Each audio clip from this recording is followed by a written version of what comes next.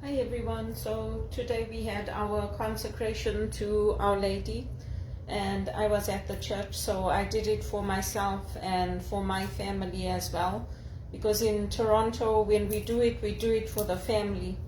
So it was a beautiful service. I've posted the links to the readings if people would like to read them and to follow along with them.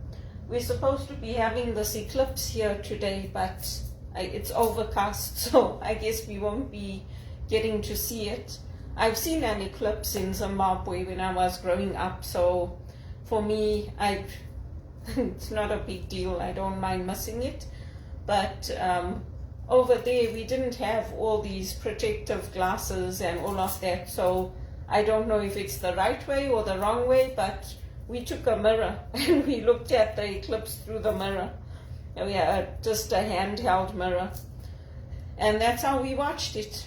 And we didn't have all this live streaming and all of that when I was growing up, so it was different. Our house was isolated. It was far away from town, and there was just this beautiful African bush all around us with the sounds of the birds and the wildlife, and it was just a pleasure to wake up in the morning and to see the dew on the grass, on the roses.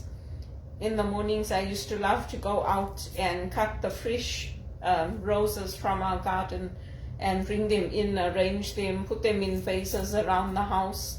Mainly in our lounge area we had an altar, and my grandmother used to put flowers on either side of it, and then we had pictures of my dad, so sometimes I would place flowers there. But yeah, it was a special time growing up in Zimbabwe, and a very positive time. And I'm happy to see that all our prayers are working. Everybody who's praying for Zimbabwe, keep praying. I see that they are expecting some rain. Whatever rain they get, they get. I mean, even if God blesses them with a little bit of rain, it's better than nothing. So we'll keep praying and we'll keep hoping for the best. And it's out of adversity that we learn. I mean, if everything was always going well and smoothly, we would never learn. There would be no need for them to try to harvest seeds and keep them for next year, or to try to have drought-resistant seeds or anything like that. So hopefully over time, Mnangagwa will go back into the irrigation systems that we had, which used to bring so much good harvest to our farmers. It takes a lot of investment, and I do understand that, but the backbone of our country in Zimbabwe is mining and farming, the agriculture, and then the retail, and that doesn't form, I mean, it's a small amount, but hopefully things will come right for Zimbabwe. And I'm happy to see that Mnangagwa has now set up a LinkedIn page, so hopefully you'll be posting updates there as well. And it's very uplifting and moving to see that there are people who have started a movement of prayer and worship to turn the tide and to get support for Israel and to get support for an ending to all of this, so that everybody stops suffering, including the Palestinians, because what they've done to the Israelis by blaming them when Hamas started this whole thing in Israel, it's not right. So we'll wait and see what happens. But the genocide, yesterday was the 30th anniversary of the genocide in Rwanda. I watched that movie, Hotel Rwanda, this year. So I didn't have money to go to the movies and all these things, and I didn't have a TV, so I didn't have all the free apps where you can get all these free movies and watch them. So it was horrific what happened in Rwanda. But it happens in all communities. It happens in India. When independence came, how they killed women on the trains, they slaughtered people when independence came. And that's why Indians left and they went to England, they went to America, they came to Africa because of that slaughtering. And it was religious differences, cultural differences, the caste system, all of those things came into play. So it's interesting how things change and how people try to create better lives, and then you have something like this coming again with Hamas and ISIS, and they're saying ISIS is spreading now. I've been watching all these YouTube videos. So I'm just praying together with my family that it comes to an end. If people want to do what I do, that's perfectly fine. If you don't want to do it, nobody can tell you what you should or shouldn't do. Fitz confirmed that they got my donation, and I'm happy for that, because my dad had a successful operation in Durban. He pulled through that operation, and he was walking around, and he sent a message. My friend Namola Rama, she told me on Facebook, she said, your dad sent a message through my uncle to say, tell the family I'm coming home. That was for us. And unfortunately, his kidneys packed up, and he also, the blood clotted in his brain, so he didn't survive. But the heart surgery itself in Durban was successful. And so, when your body is weak or when you're going through trauma, only you know what's good for you. Like, I know now what my dad went through, because people kept putting pressure on me, take medication, and all those calls and all the rubbish that I went through on those calls at Teleperformance. Now I do have a problem. Whereas before I didn't have a problem, now I have a problem. So I manage it with my essential oils, because I know I've been trained through Sandy and through my college on which oils help with anxiety, which oils help to calm the body down. And so through that, and through meditation and prayer, as well as working with my doctor, I have things relatively under control.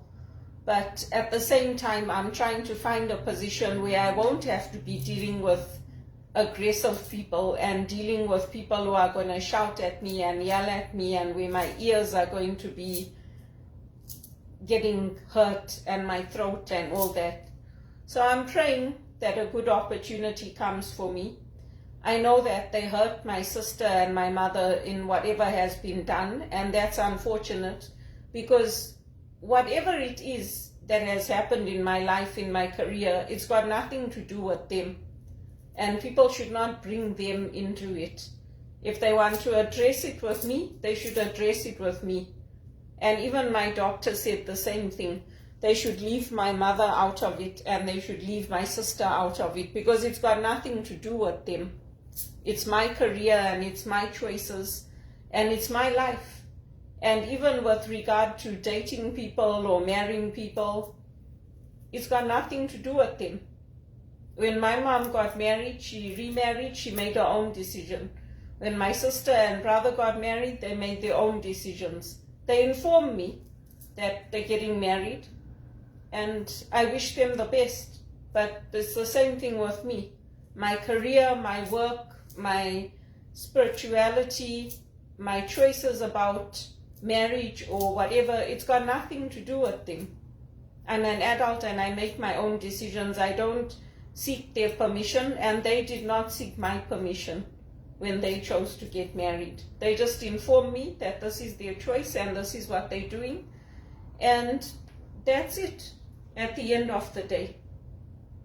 They're adults, they can make their own choices. It's the same thing with drugs. What we choose to put into our bodies, what we choose to put into our minds, what we choose to watch on the television, those are our personal choices. It's not like Zimbabwe, where we grew up and there was just one channel on the TV. So in a way, that was good, because we all had to watch whatever was on TV.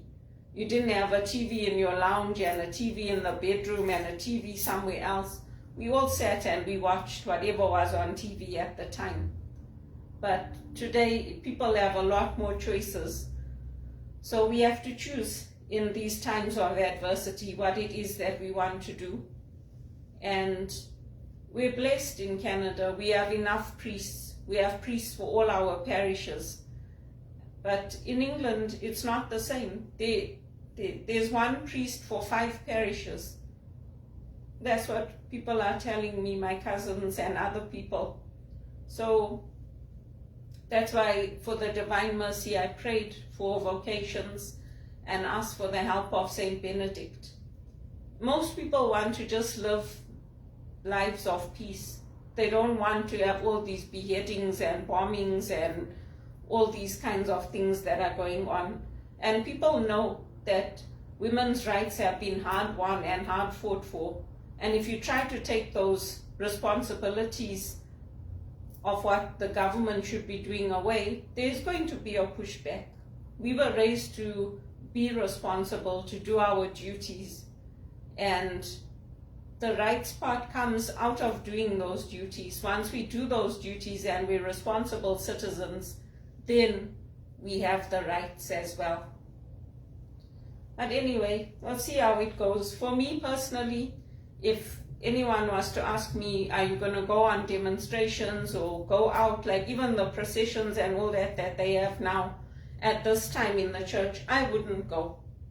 After everything that's happened to me, I'm not willing to put myself in danger. I mean, the things that they are saying that are coming out of these new laws that they are passing, that even if somebody feels that you offended them, even in your own home, they can have a right to put you in jail.